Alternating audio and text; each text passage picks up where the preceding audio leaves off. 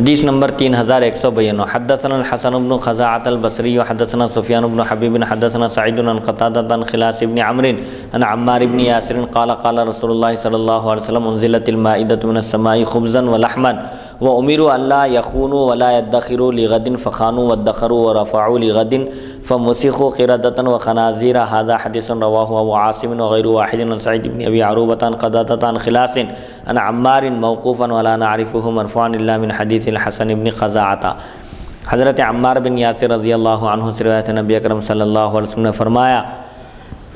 آسمان سے کھانے اور گوشت پر مشتمل دسترخوان اترا. بنی اسرائیل نے خواہش کی تھی، حضرت عیسیٰ علیہ السلام سے درخواست کی تھی کہ آپ اپنے رب سے دعا کیجئے کہ وہ ہم پر آسمان سے دسترخوان نازل کرے. تو اللہ تعالیٰ سے حضرت عیسیٰ علیہ السلام دعا کیے اور دسترخوان نازل ہوا. اس دسترخوان میں کیا تھا؟ کھانا اور گوشت، دو چیزیں تھیں. کھانے اور گوشت پر مشتمل دسترخوان آسمان سے اترا اور انہیں حکم دیا گیا کہ نہ تو خیانت کریں اور نہ ہی دوسرے دن کے لیے جمع کر کے رکھیں. بس انہوں نے خیانت بھی کی اور دوسرے دن کے لیے جمع بھی کر لیا، تو انہیں بندر اور خنزیر کی شکل میں بدل دیا گیا. اس حدیث کو ابو عاصم اور کئی دوسرے لوگوں نے بواسطہ سعید بن عروبہ، قتادہ اور خلاص حضرت عمار بن یاسر رضی اللہ عنہ سے موقوف روایت کیا ہے. صرف حسن بن خزاعہ کی روایت سے ہی ہم اسے مرفوع جانتے ہیں. بنی اسرائیل کی خواہش پر حضرت عیسیٰ علیہ السلام کی دعا کرنے کے بعد ایک دسترخوان نازل ہوا تھا. تاکید کر دی گئی تھی بنی اسرائیل کو کہ خیانت نہیں کرنا، چوری نہیں کرنا، کوئی گڑبڑ نہیں کرنا اور دوسرے دن کے لیے اسٹاک کر کے رکھنے کی ضرورت نہیں ہے. اس کو اسٹاک بھی نہیں کرنا، ذخیرہ بھی نہیں کرنا، آنے والے کل کے لیے اٹھا کر نہیں رکھنا. لیکن انہوں نے حکم کی مخالفت کی، خلاف ورزی کی، نافرمانی کی، نتیجے میں خنزیر اور بندر بنا دیے گئے. اللہ تعالیٰ کا عذاب نازل ہوا اور وہ لوگ خنزیر اور بندر بنا دیے گئے. اسے معلوم ہوتا ہے کہ جب کوئی حکم نازل ہوتا ہے اور تاکید کے ساتھ کہا جاتا ہے کہ اس چیز سے باز رہو، تو اس میں بھی ایک حکمت یہ ہوتی ہے. عام طور پر انسان کو جس چیز سے روکا جاتا ہے وہ وہی کرنا چاہتا ہے. اسی لیے اصل امتحان مقصود ہے کہ اللہ اور اس کے رسول کا حکم آنے کے بعد چوں چرا کی گنجائش نہیں ہے، کیوں اور اس میں حکمت کیا ہے یہ بھی نہیں پوچھنا چاہیے، بلکہ اللہ اور اس کے رسول کا حکم آتے ہی فوراً سر تسلیم خم کر دینا یہی مومنوں کا شیوا ہے. اور مومنوں کا شعار بھی یہی ہے کہ وہ اللہ اور اس کے رسول کے حکم کے آگے اپنا سر جھکا دیتے ہیں، اپنی گردن جھکا دیتے ہیں. حدیث نمبر 3193 حدثنا حمید بن مسعدة حدثنا سفیان بن حبیب بن سعید بن ابی عروبة نحوه ولم يرفعه وهذا صح من حدیث الحسن بن خزاعة لا ولا نعلم الحدیث المرفوع اصلا. حمید بن مسعدہ نے بواسطہ سفیان بن حبیب سعید بن عروبہ سے اس کے ہمانہ غیر مرفوع حدیث روایت کی، اور یہ حسن بن خزاعہ کی روایت سے زیادہ صحیح ہے. ہم مرفوع حدیث کی کوئی اصل نہیں جانتے. حدیث نمبر 3194 حدثنا ابن ابی عمر حدثنا سفیان عن عمرو بن دینار عن طاؤس عن ابی ہریرہ قال تلقى عیسیٰ حجته فلقاه الله في قوله وإذ قال الله يا عيسى ابن مريم أأنت قلت للناس اتخذوني وأمي إلهين من دون الله قال ابو ہریرہ عن النبي صلی اللہ علیہ وسلم فلقاه الله سبحانك ما يكون لي أن أقول ما ليس لي بحق الآية. هذا حدیث حسن صحیح. حضرت ابو ہریرہ رضی اللہ عنہ سے روایت ہے، فرماتے ہیں حضرت عیسیٰ علی نبینا وعلیہ الصلاۃ والسلام کو قیامت کے دن ان کی دلیل سکھائی جائے گی، دلیل کا القاء کیا جائے گا جیسے اللہ تعالیٰ نے انہیں اس قول میں بتا دیا. وَإِذْ قَالَ اللَّهُ اللہ تعالیٰ، اور یاد کیجیے اس وقت کو جب اللہ تعالیٰ فرمائے گا اے عیسیٰ ابن مریم، کیا آپ نے لوگوں سے کہا تھا کہ تم مجھے اور میری والدہ کو معبود بنا لو اللہ کو چھوڑ کر؟ آپ نے کہا تھا، کیا آپ نے یہ تعلیم دی تھی لوگوں کو کہ اللہ کو چھوڑ کر مجھ کو اور میری والدہ کو معبود بنا لو؟ تو ابو ہریرہ رضی اللہ عنہ فرماتے ہیں نبی کریم صلی اللہ علیہ وسلم سے روایت کرتے ہوئے، بس اللہ تعالیٰ القاء کرے گا، عیسیٰ علیہ السلام کے دل میں یہ بات ڈالے گا اور ان کی حجت ان کو تلقین کرے گا یہ کہنے کے لیے کہ سبحانک. جواب میں عیسیٰ علیہ السلام کیا کہیں گے؟ تیری ذات پاک ہے. ما یکون لی ان اقول ما لیس لی بحق، میرے لیے یہ مناسب ہی نہیں ہے، سزاوار ہی نہیں ہے کہ میں وہ بات کہوں جو حق نہیں ہے. جو بات ناحق ہے میں وہ کیسے کہہ سکتا ہوں؟ حضرت عیسیٰ علیہ السلام کو یہ حجت تلقین کی جائے گی، میں نے بنی اسرائیل کو یہ تعلیم نہیں دی، میں نے انہیں یہ نہیں سکھایا کہ تم اللہ کو چھوڑ کر میری عبادت کرو، مجھ کو اور میری والدہ کو معبود بنا لو، میں نے ایسا ہرگز نہیں کہا ان سے۔ انبیاء کا ادب بھی دیکھیے۔ اس کے بعد کہتے ہیں ان کنت قلتہ فقد علمتہ، اگر ایسی بات میں نے کہی ہے بفرض محال تو خود جانتا ہے، پوچھنے کی ضرورت نہیں ہے۔ تعلم ما فی نفسی ولا اعلم ما فی نفسک، جو کچھ میرے دل میں ہے وہ تو جانتا ہے، لیکن تیرے علوم سے میں واقف نہیں ہوں، تیرے بارے میں میں پورے مکمل طور پر نہیں جان سکتا۔ تو بہرحال یہ انبیاء کا ادب ہے کہ اللہ کی طرف سے جب پوچھا جاتا ہے تو وہ لوگ پورے ادب کے ساتھ، احترام کے ساتھ جواب دیتے ہیں اور اپنا معروضہ پیش کرتے ہیں کہ میں نے تو ان سے ایسا نہیں کہا ہے، اور مجھے یہ کہنا مناسب بھی نہیں ہے، سزاوار بھی نہیں ہے، میری شان کے لائق بھی نہیں ہے کہ ایک نبی ہو کر اللہ کی طرف بلانے کے بجائے خود کو معبود قرار دیں اور لوگوں سے کہیں کہ تم میری عبادت کرو، ایسا ایک نبی کی شان سے بعید ہے۔ حدیث نمبر 3195، حدثنا قتیبہ حدثنا عبداللہ بن وہب عن حیی عن ابی عبد الرحمن الحبلی عن عبداللہ بن عمرو قال آخر سورۃ انزلت سورۃ المائدہ والفتح، هذا حدیث حسن غریب وقد روی عن ابن عباس انہ قال آخر سورۃ انزلت اذا جاء نصر اللہ والفتح۔ تو عیسیٰ علیہ السلام جب تک قوم کے درمیان موجود تھے انہوں نے ایسا کچھ نہیں کیا تھا، البتہ آپ کے وصال فرمانے کے آپ کو آسمان پر اٹھا لیے جانے کے بعد قوم مختلف گروپوں میں تقسیم ہو گئی۔ آگے جو اللہ تعالیٰ ارشاد فرماتا ہے کہ حضرت عیسیٰ علیہ السلام اللہ تعالیٰ کی بارگاہ میں عرض کرتے ہیں کہ تیری ذات پاک ہے، میرے شایان شان نہیں ہے، میرے لائق نہیں ہے کہ میں وہ بات کہوں جو حق نہیں ہے، اللہ تعالیٰ ہی معبود برحق ہے، اس کے علاوہ جو بات ہے وہ غلط ہے، تو وہ بات میں کیسے کہہ سکتا ہوں؟ اگر میں کہا بھی ہوں تو خود جانتا ہے، بفرض محال اگر میں نے یہ بات کہی ہے تو اس میں پوچھنے کی ضرورت نہیں ہے، تجھ کو معلوم ہے۔ پھر کہتے ہیں کہ تعلم ما فی نفسی ولا اعلم ما فی نفسک، تو میرے دل کا حال جانتا ہے لیکن میں تیرے بارے میں تیری حقیقت تک پہنچ نہیں سکتا۔ انک انت علام الغیوب، تو غیوب کو یعنی چھپی ہوئی باتوں کو خوب جانتا ہے۔ اس کے بعد عرض کرتے ہیں ما قلت لہم، یعنی حضرت عیسیٰ علیہ السلام فرماتے ہیں کہ میں نے تو ان سے صرف یہی کہا کہ تم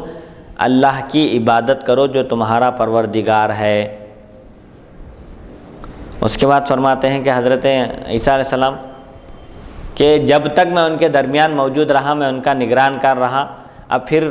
مجھ کو جب تو نے آسمان پر اٹھا لیا تو ہی ان کا نگران کار تھا، نگہبان تھا، اس لیے اب پھر اس کے بعد اللہ تعالیٰ کی بارگاہ میں معروضہ کرتے ہیں کہ ان تعذبہم فإنہم عبادک،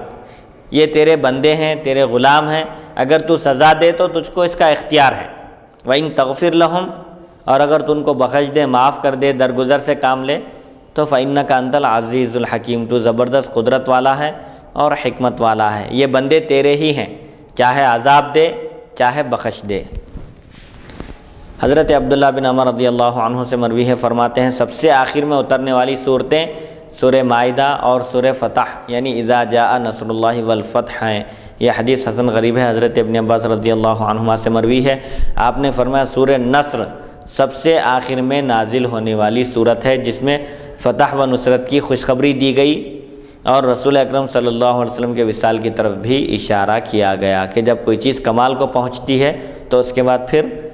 اس چیز کو ختم ہونا بھی ہوتا ہے۔ حضور اکرم صلی اللہ علیہ وسلم کے وصال با کمال کی طرف اس میں اشارہ بھی ہے۔ حدیث نمبر 3196 ومن سورۃ الانعام، بسم اللہ الرحمن الرحیم، حدثنا ابو بکر بن حدثنا معاویہ بن ہشام عن سفیان عن اسحاق عن ناجیہ بن کعب عن علی ان ابا جہل قال للنبی صلی اللہ علیہ وسلم انا لا نکذبک ولکن نکذبک بما جئت به فانزل اللہ تعالی فانہم لا یکذبونک ولکن الظالمین بآیات اللہ یجحدون۔ سورہ مائدہ کی تفسیر ختم ہوئی، یہاں سے سورہ انعام کی تفسیر شروع ہو رہی ہے۔ حضرت سیدنا علی کرم اللہ وجہہ سے روایت ہے، ابو جہل نے نبی کریم صلی اللہ علیہ وسلم سے کہا ہم آپ کو نہیں جھٹلاتے بلکہ آپ کے لائے ہوئے کلام کو جھٹلاتے ہیں۔ اس پر اللہ تعالیٰ نے یہ آیت نازل فرمائی کہ فَإِنَّهُمْ، کہ وہ لوگ آپ کو نہیں جھٹلاتے لیکن ظالم اللہ تعالیٰ کی آیتوں کو جھٹلاتے ہیں۔ بہرحال حضور اکرم صلی اللہ علیہ وسلم کو بعثت سے پہلے بھی، اعلان نبوت سے پہلے بھی کفار مکہ مشرکین سب صادق اور امین کہہ کر پکارتے تھے، آپ کا احترام کرتے تھے، لیکن جب آپ نے دین کی دعوت پیش کی، اللہ کی وحدانیت کا پیغام پہنچایا اور ان کے معبودان باطل کو برا بھلا کہا تو سب آپ کے سخت ترین دشمن ہو گئے اور آپ کے خون کے پیاسے ہو گئے۔ تو وہ لوگ خود بھی اقرار کرتے تھے کہ ہم آپ کو نہیں جھٹلاتے، آپ سے ہم کو کوئی اختلاف نہیں ہے، لیکن آپ جس دین کو پیش کر رہے ہیں اور اس دین کی وجہ سے ہمارے معبودان باطل کو، ہمارے آبا و اجداد جن کی عبادت کیے تھے، ان کو بیوقوف ٹھہرا رہے ہیں اور ان کو برا بھلا کہہ رہے ہیں، اس لیے ہم اللہ کی آیتوں کو یعنی قرآن کو ہم جھٹلاتے ہیں، یہ کہتے تھے وہ لوگ۔ حدیث نمبر 3197 حدثنا اسحاق بن منصور حدثنا عبد الرحمن بن مہدی عن سفیان عن ابی اسحاق عن ناجیہ عن ابا جہل قال للنبی صلی اللہ علیہ وسلم وذکر نحوه ولم يذكر فيه عن علی وهذا اصح۔ اسحاق بن منصور نے بوا سے عبد الرحمن بن مہدی، سفیان اور اسحاق ناجیہ سے روایت کیا کہ ابو جہل نے نبی کریم صلی اللہ علیہ وسلم سے کہا، اس کے بعد پہلی حدیث کے ہم معنی مذکور ہے۔ ابو جہل نے نبی کریم صلی اللہ علیہ وسلم سے کہا کہ ہم آپ کو نہیں جھٹلاتے لیکن ہم اس چیز کو جھٹلاتے ہیں جو آپ لے کر آئے، یعنی کلام الہی کو جھٹلاتے ہیں۔ حضرت علی رضی اللہ عنہ کا واسطہ مذکور نہیں ہے، یہ حدیث زیادہ صحیح ہے پہلی حدیث کے مقابلے میں۔ حدیث نمبر 3198 حدثنا ابن ابی عمر حدثنا سفیان عن عمرو بن دینار سمع جابر بن عبد الله يقول لما نزلت هذه الآية قل هو القادر على أن يبعث عليكم عذابا من فوقكم ومن تحت أرجلكم فقال النبي صلى الله عليه وسلم أعوذ بوجهك فلما نزلت أو يلبسكم شيعا ويذيق بعضكم بأس بعض قال النبي صلى الله عليه وسلم هاتان أهون أو هاتان أيسر هذا حديث حسن صحيح۔ حضرت جابر بن عبداللہ رضی اللہ عنہ سے روایت ہے، جب یہ آیت نازل ہوئی، کون سی آیت؟ قل هو القادر، اے حبیب مکرم صلی اللہ علیہ وسلم آپ فرما دیجئے وہی قدرت رکھتا ہے اس بات پر کہ وہ تم پر تمہارے اوپر سے یا تمہارے قدموں کے نیچے سے عذاب کو بھیجے۔ اللہ ہی کی ذات اس قدر قدرت والی ہے کہ اگر وہ چاہے تو تم پر عذاب کو بھیج دے، اوپر سے بھی عذاب آ سکتا ہے، قدموں کے نیچے سے بھی، یعنی آسمان سے بھی عذاب الہی نازل ہو سکتا ہے اور زمین سے بھی عذاب الہی آ سکتا ہے۔ اب آسمان سے جیسے حضرت نوح علیہ السلام کے زمانے میں زبردست طوفان آیا اور پوری قوم تباہ کر دی گئی، جو لوگ ایمان لائے تھے وہی لوگ کشتی میں حضرت نوح علیہ السلام کے ساتھ محفوظ رہے، سلامت رہے۔ اور زمین سے عذاب یعنی زمین میں دھنسا دیا جانا بھی ہو سکتا ہے، زلزلے کی بھی شکل ہو سکتی ہے۔ تو نبی کریم صلی اللہ علیہ وسلم نے جب یہ آیت نازل ہوئی تو اللہ تعالیٰ سے دعا مانگی، الہی میں تیری پناہ چاہتا ہوں، میں تیری پناہ میں آتا ہوں۔ اور جب یہ آیت نازل ہوئی اس کے بعد والی اسی آیت کا حصہ ہے وہ او یلبسکم شیعاً، تو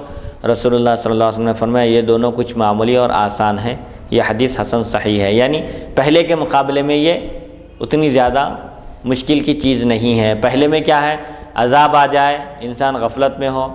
خدا نخواستہ غفلت میں رہے، انسان توبہ کا بھی موقع نہ ملے، توبہ کی بھی مہلت نہ ملے، ہو سکتا ہے ایسا۔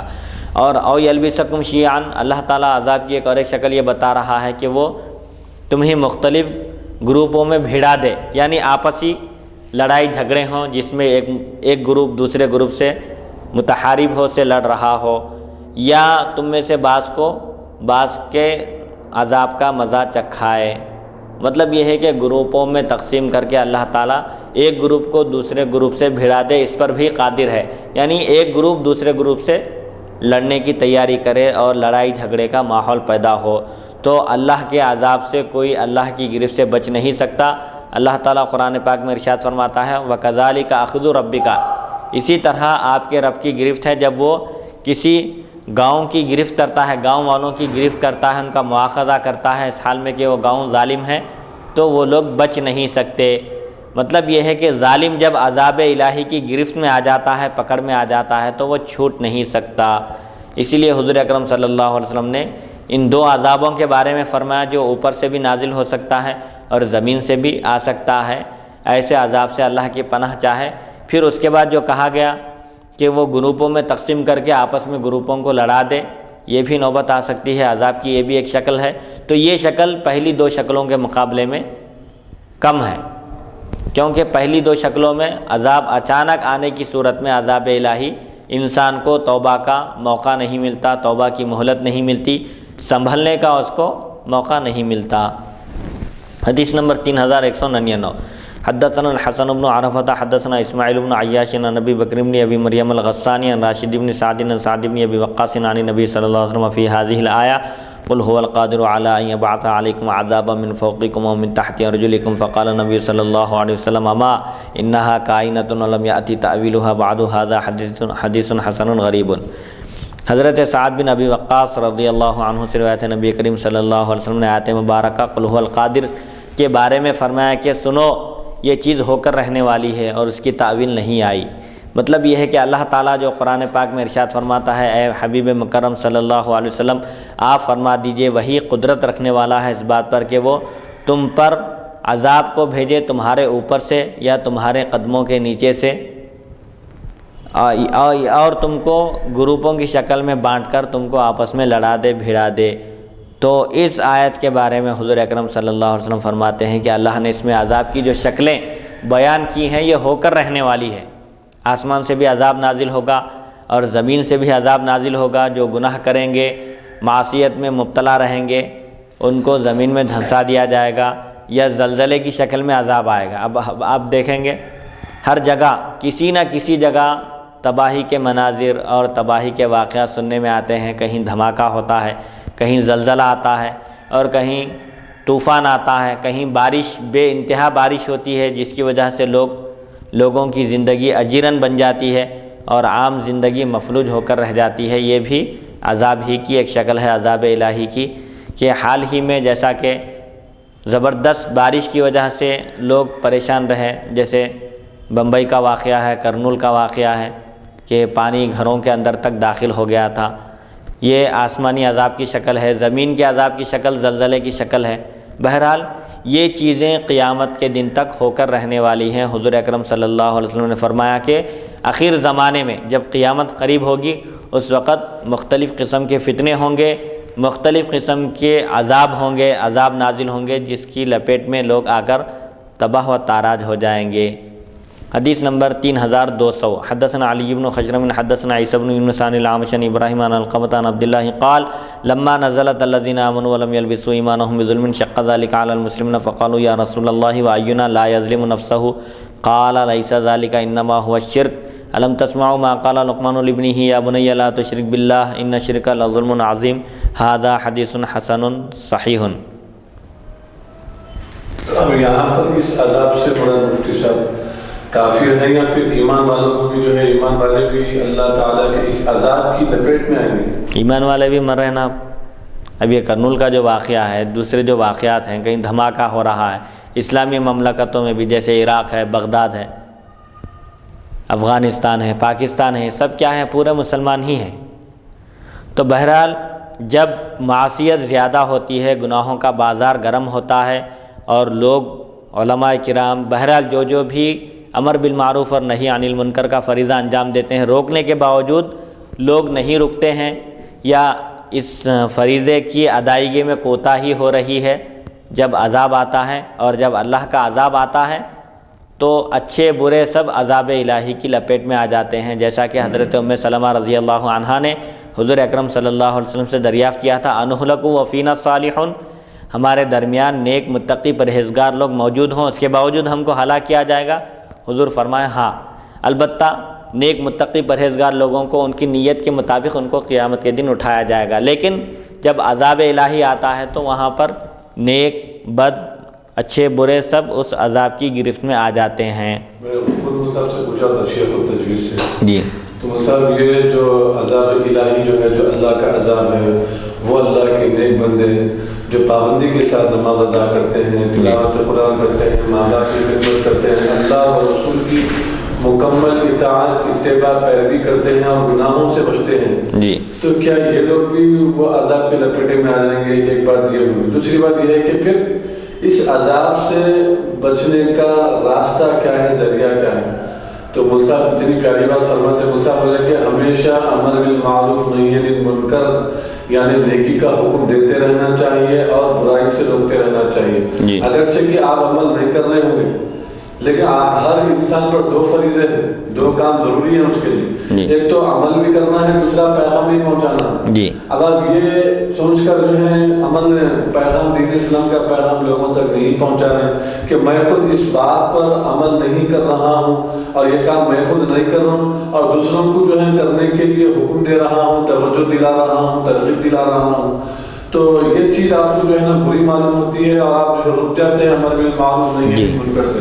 ایسا نہیں کرنا چاہیے۔ ہر انسان پہ دو چیزیں لازم ہیں، ضروری ہیں۔ ایک پہ تو آپ عمل کر رہے ہیں، ایک دو کام آپ پر ضروری ہے، ایک تو عمل کرنا ہے، دوسرا پیغام پہنچانا ہے۔ آپ عمل نہیں کر رہے ہیں، گناہ ہے، دوسرا جو پیغام پہنچانا، نیکی کا حکم دینا، گناہوں سے روکنا ہر مسلمان پر واجب ہے، اور یہ کام سے آپ رک جاتے ہیں تو ڈبل عذاب ہے اس میں۔ تو جو شخص یہ کام کرتے رہے گا وہی شخص اللہ کے عذاب سے محفوظ رہے گا، یا نہیں اگر آپ عمل نہیں کر سک رہے، عمل کر رہے ہیں لیکن پیغام نہیں پہنچا سک رہے، آپ نے کوئی وسعت نہیں ہے، تو جہاں پر عذاب نازل ہو رہا ہے اور وہاں سے اگر آپ بچ نکلنے کی گنجائش ہے تو وہ شہر چھوڑ کر چلے جانا چاہیے۔ حدیث نمبر 3200 حضرت عبداللہ رضی اللہ عنہ سے روایت ہے، جب یہ آیت نازل ہوئی الذین آمنوا ولم یلبسوا ایمانہم، وہ لوگ جو ایمان لائے اور اپنے ایمان کے ساتھ ظلم کو خلط ملط نہیں کیے، تو صحابہ کرام نے عرض کیا، کیا یا رسول اللہ صلی اللہ علیہ وسلم، صحابہ نے عرض کیا یا رسول اللہ صلی اللہ علیہ وسلم، ہم میں سے کون ایسا شخص ہے جس نے اپنے نفس پر زیادتی نہیں کی، جو اپنے نفس پر ظلم نہیں کرتا؟ تو حضور اکرم صلی اللہ علیہ وسلم نے فرمایا، یہ مطلب نہیں ہے جو تم سمجھ رہے ہو کہ ظلم سے مراد یہاں پر ظلم ہے، گناہ ہے، معصیت ہے، نافرمانی ہے، فسق و فجور ہے، بلکہ ظلم سے مراد اس آیت میں شرک ہے۔ دلیل کیا ہے؟ کیا تم نے نہیں سنا کہ حضرت لقمان نے اپنے بیٹے سے کیا فرمایا؟ یہی فرمایا کہ اے میرے پیارے بیٹے، تم اللہ کے ساتھ کسی کو شریک نہ ٹھہراؤ، یقیناً شرک بہت بڑا ظلم ہے۔ اس آیت میں ظلم سے مراد شرک ہے۔ جو لوگ ایمان لائے اور اپنے ایمان کے ساتھ ظلم کو خلط ملط نہیں کیے، ایسے ہی لوگوں کے لیے امن ہے ہر طرح کے عذاب سے، آفت سے، دنیا میں، آخرت میں، اور ہر جگہ ان کے لیے امن ہے۔ تو یہاں پر حضور اکرم صلی اللہ علیہ وسلم نے فرمایا کہ شرک سے مراد، ظلم سے مراد شرک ہے۔ تو اس سے بھی یہ معلوم ہوتا ہے کہ صحابہ کرام اہل زبان ہونے کے باوجود، عربی زبان پر قدرت ہونے کے باوجود، قرآن کے معانی، مفاہیم اور مطالب کو سمجھنے میں حضور اکرم صلی اللہ علیہ وسلم کے محتاج تھے۔ جب صحابہ خود عربی زبان میں مہارت رکھنے کے باوجود قرآن پاک کی آیات کی تشریح میں حضور اکرم صلی اللہ علیہ وسلم کے محتاج تھے، تو اس زمانے کے لوگ یہ جو دعویٰ کرتے ہیں کہ عربی زبان میں مہارت ہو، ہم قرآن مجید اور احادیث شریفہ کو سمجھ سکتے ہیں، یہ ان کا دعویٰ بیکار ہے، بے سود ہے اور حقیقت سے بعید ہے۔ کہ جب صحابہ کرام اہل زبان ہونے کے باوجود حضور سے رجوع کیا کرتے تھے، تو اس زمانے کے لوگوں کے علم کی تو کوئی حیثیت اور کوئی حقیقت ہی نہیں ہے۔ حدیث نمبر 3201 حدثنا احمد بن منیع حدثنا اسحاق بن یوسف الازرق حدثنا داود بن ابی ہند عن شعبی عن مسروق قال كنت متكئا عند عائشة فقالت يا أبا عائشة ثلاث من تكلم بواحدة منهن فقد أعظم الفرية على الله من زعم أن محمدا رأى ربه فقد أعظم الفرية على الله والله يقول لا تدركه الأبصار وهو يدرك الأبصار وهو اللطيف الخبير وما كان لبشر أن يكلمه الله إلا وحيا أو من وراء حجاب وكنت متكئا فجلست فقلت يا أم المؤمنين أنظريني ولا تعجليني أليس الله تعالى يقول ولقد رآه نزلة أخرى ولقد رآه بالأفق المبين قالت أنا والله أول من سأل رسول الله صلى الله عليه وسلم عن هذا قال إنما ذلك جبرائيل ما رأيته في السورة التي خلق فيها غير هاتين المرتين رأيته منهبطا من السماء سادا عظم خلقه ما بين السماء والأرض ومن زعم أن محمدا كتم شيئا مما أنزل الله عليه فقد أعظم الفرية على الله يقول الله يا أيها الرسول بلغ ما أنزل إليك من ربك ومن زعم أنه يعلم ما في غد فقد أعظم الفرية على الله والله يقول لا يعلم من في السماوات والأرض الغيب إلا الله هذا حديث حسن صحيح ومسروق بن الأجدع يكنى أبا عائشة۔ حضرت مسروق یہ تابعی ہیں، ان کو بچپن میں چوری کر لیا گیا تھا، یعنی گم ہو گئے تھے، اس لیے ان کو مسروق کہا جاتا ہے۔ میں حضرت عائشہ صدیقہ رضی اللہ عنہ کے پاس ٹیکا لگا کر بیٹھا ہوا تھا۔ حضرت عائشہ صدیقہ رضی اللہ عنہ نے فرمایا اے عائشہ کے والد، کیا کہتے ہیں، اے ابو عائشہ، ان کی کنیت ابو عائشہ تھی، اے ابو عائشہ، 3 باتیں ایسی ہیں جس نے ان میں سے ایک بھی بات کہی اس نے اللہ پر بہت بڑا جھوٹ باندھا، بہت بڑا الزام لگایا۔ کیا ہے وہ 3 باتیں؟ جس نے یہ گمان کیا، جس نے یہ سمجھا کہ حضرت محمد صلی اللہ علیہ وسلم نے اپنے رب کا دیدار کیا معراج کی شب، یہ اس نے اللہ پر الزام باندھا، تو یہ اللہ تعالیٰ پر بہت بڑا بہتان ہے۔ اللہ تعالیٰ ارشاد فرماتا ہے لا تدرکہ الابصار، نگاہیں اس کا ادراک نہیں کر سکتی، اس کا احاطہ نہیں کر سکتی۔ اللہ کا دیدار ہوگا لیکن اللہ کا احاطہ نہیں کیا جا سکتا، جبکہ اللہ نگاہوں کا احاطہ کرتا ہے۔ کائنات کی ہر چیز اس کی دسترس میں ہے، اس کی قدرت سے کوئی چیز باہر نہیں ہے، اور وہی لطیف یعنی مہربان ہے اور باخبر ہے۔ اور اللہ تعالیٰ ارشاد فرماتا ہے وما کان لبشر، اور کسی بشر کے یہ شایان شان نہیں ہے، یہ مناسب نہیں ہے کہ اللہ اس سے گفتگو کرے مگر وحی کے ذریعے یا من وراء الحجاب، پردے کے پیچھے سے گفتگو کرے۔ براہ راست اللہ تعالیٰ کسی سے گفتگو نہیں فرماتا، اور کوئی کسی بشر کے اندر یہ طاقت بھی نہیں ہے کہ وہ براہ راست اللہ تعالیٰ سے گفتگو کا شرف حاصل کرے۔ حضرت مسروق فرماتے ہیں میں تکیہ لگایا ہوا تھا، ٹیکا لگا کر بیٹھا ہوا تھا، یہ سن کر اٹھ بیٹھا اور عرض کیا ام المؤمنین مجھے مہلت دیجیے، موقع دیجیے اور جلدی نہ کیجیے۔ کیا اللہ تعالیٰ نے یہ نہیں فرمایا وَلَقَدْ رَآهُ نَزْلَةً أُخْرَى، معراج کے واقعے کے ضمن میں کہ البتہ تحقیق کے انہوں نے اس کو دوسری مرتبہ دیکھا؟ تو اس آیت سے تو یہ معلوم ہو رہا ہے کہ معراج کے موقع پر حضور اکرم صلی اللہ علیہ وسلم اللہ تعالیٰ کے دیدار پرنور سے مشرف ہوئے۔ نزلۃ اخری فرما رہا ہے اللہ تعالیٰ کہ یقیناً حضور اکرم صلی اللہ علیہ وسلم نے اس کو دوبارہ دیکھا، اور ایک جگہ فرماتا ہے کہ وَلَقَدْ رَآهُ بِالْأُفُقِ الْمُبِينِ، البتہ تحقیق کے انہوں نے یعنی حضور اکرم صلی اللہ علیہ وسلم نے افق مبین میں، روشن ستارے میں یعنی افق میں اللہ تعالیٰ کو دیکھا ہے، اللہ کا تعالیٰ کا دیدار کیا۔ پھر اس کا مطلب کیا ہے؟ تو حضرت عائشہ صدیقہ رضی اللہ عنہا نے فرمایا اللہ کی قسم سب سے پہلے میں نے ہی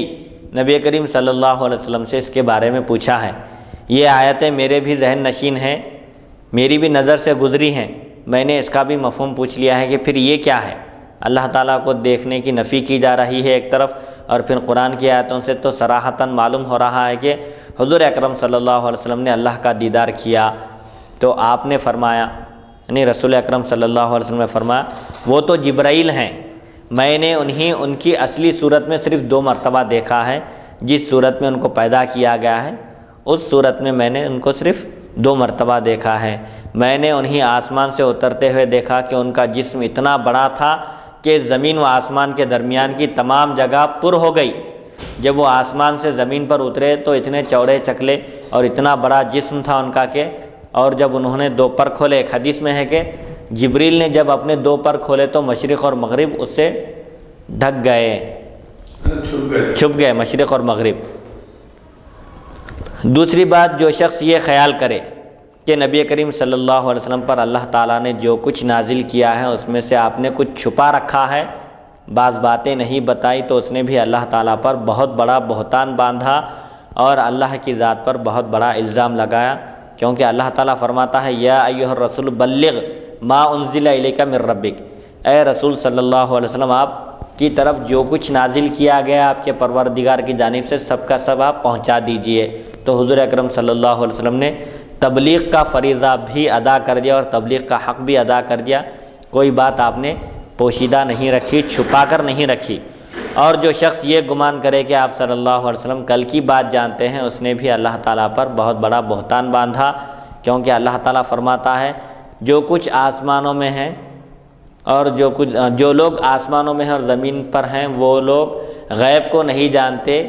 غیب کو تو چھپی ہوئی بات کو تو صرف اللہ ہی جانتا ہے۔ یہ حدیث حسن صحیح ہے اور مسروق بن اجدع کی کنیت ابو عائشہ ہے۔ اس کی تشریح نیکسٹ ایپیسوڈ میں کریں گے جی، کیونکہ اس میں ابھی 2-3 منٹ میں جگہ ختم ہو رہی ہے۔ جی، اس میں سب سے پہلی چیز یہ ہے کہ حضرت عائشہ صدیقہ رضی اللہ عنہا جو رؤیت کا انکار کرتی ہیں معراج کے واقعے میں، اس بات پر تمام علماء کرام کا اتفاق ہے کہ حضور اکرم صلی اللہ علیہ وسلم کو کئی مرتبہ معراج کرائی گئی، 34 مرتبہ روحانی معراج ہوئی اور 1 مرتبہ روح اور جسم کے ساتھ آپ تشریف لے گئے، ساتوں آسمانوں کی سیر کی، جنت کی سیر کی، دوزخ کی سیر کی، اور اللہ تعالیٰ کے دیدار پر نور سے آپ مشرف ہوئے، اللہ تعالیٰ کا آپ دیدار فرمائیں، یہ ایک طے شدہ بات ہے۔ سب سے پہلی چیز یہ ہے۔ اور دوسری چیز یہ ہے کہ حضور اکرم صلی اللہ علیہ وسلم نے اللہ تعالیٰ کا دیدار کیا، اپنے ماتھے کی آنکھوں سے آپ نے اللہ تعالیٰ کو دیکھا۔ اب رؤیت کے بارے میں جو اختلاف ہوتا ہے کہ حضور اکرم صلی اللہ علیہ وسلم نے اللہ کا دیدار کیا یا نہیں، تو اس سلسلے میں علماء کرام